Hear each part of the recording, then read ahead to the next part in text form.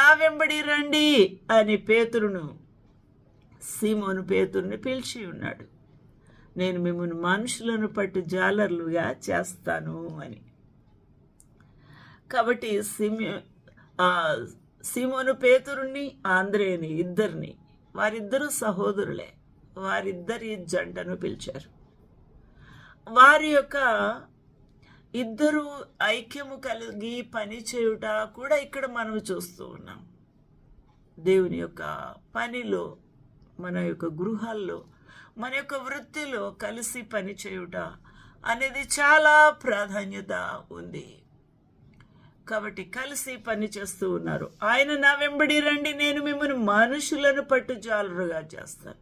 వారు నిత్యము చేపలు పట్టుట అనే ఆ యొక్క వృత్తిలో చాలా నిమగ్నం అయి వారు ప్రాణాలు తెగించిన వారుగా ఉన్నారు. ఆయన నా వెంబడి రండి, నేను మిమ్మల్ని మనుషులను పట్టు జాలర్లుగా చేతును అని వారితో చెప్పాను.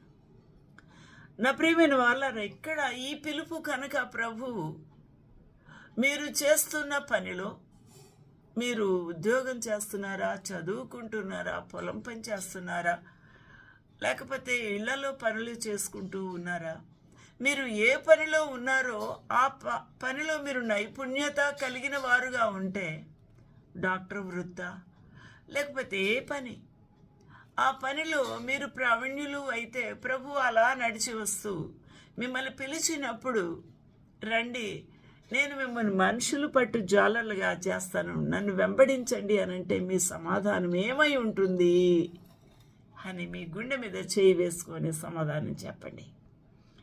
ఈ పేతురు అనగా సీమోను పేతురు, వారి యొక్క సహోదరుడు ఆంద్రేయ మరియు జబదయ కుమారులు, వీరు ఎంత గొప్పవారు అని.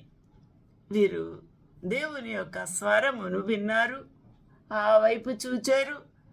వారు వెంటనే ఆ ప్రభు మాటకు లోబడ్డారు. వారు తమ వలలు విడిచిపెట్టి ఆయనను వెంబడించారు. ఎంత అద్భుతంగా ఉందండి ఇది, ఎంత గొప్ప జీవితము. వెంటనే ప్రభు యొక్క స్వరం వారి యొక్క చెవిలో పడింది, హృదయములో పని చేసింది, కళ్ళల్లో పడింది. ప్రభుని చూశారు. వెంటనే వారి యొక్క ఆ యొక్క వలలు అక్కడే విడిచిపెట్టేశారు.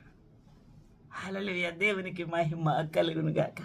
He said unto them, follow me, I will make you fishers of men. నేను మిమ్ములను మనుషులను పట్టు జాలర్లు